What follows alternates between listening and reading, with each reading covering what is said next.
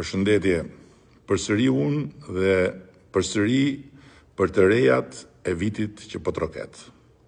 Zgjedhjet kanë mbaruar dhe këtë po kujtoj atyre që thoshin hajde më se premtoni për vota, pastaj i harroni.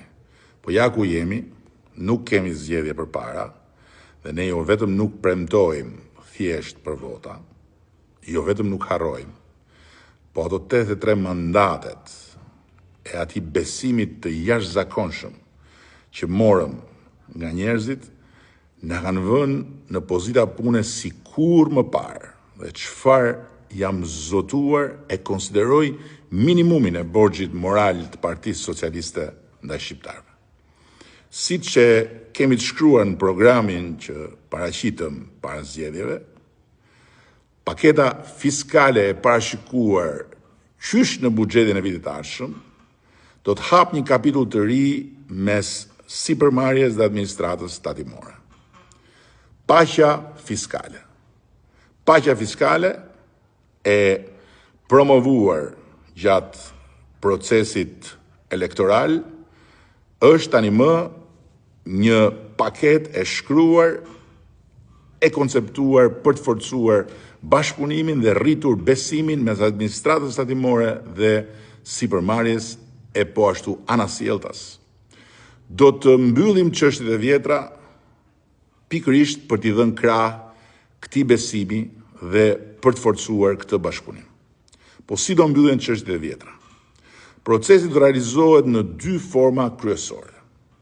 Spari do të ofrohet një falje për të gjithë sipërmarrjet me detyrime të prapambetura. Si do të jetë kjo falje? A.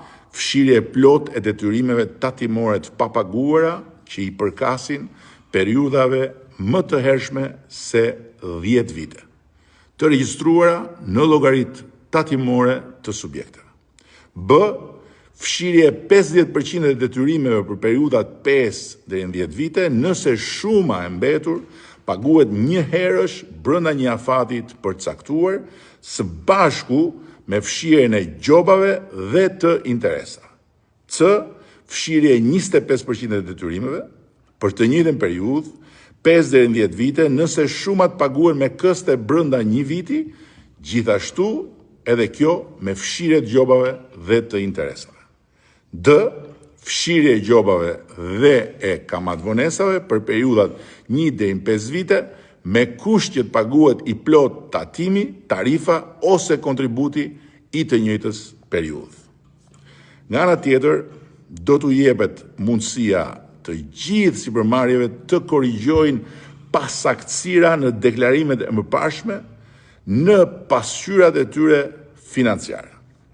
Për ndryshimet mes deklarimit të vjetër dhe atij të riut, pra të vetë korrigjuarit, do të paguhet vetëm 5% tatim mbi fitimin.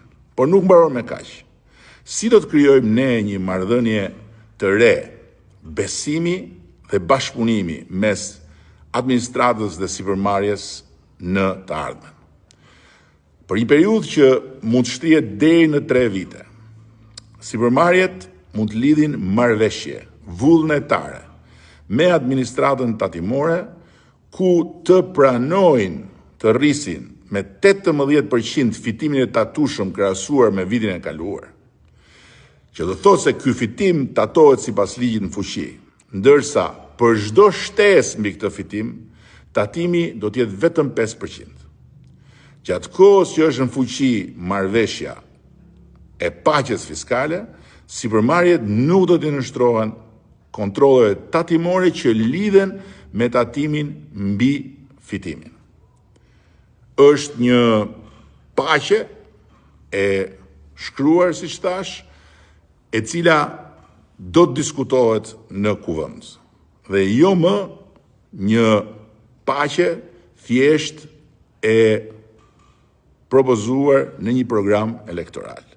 Është një paqe fiskale për të cilën sipërmarrja, përfaqësuesit e saj që na kanë takuar gjatë procesit elektoral, na shikonin me dyshim dhe disa më thoshin nuk keni për ta bërë këtë.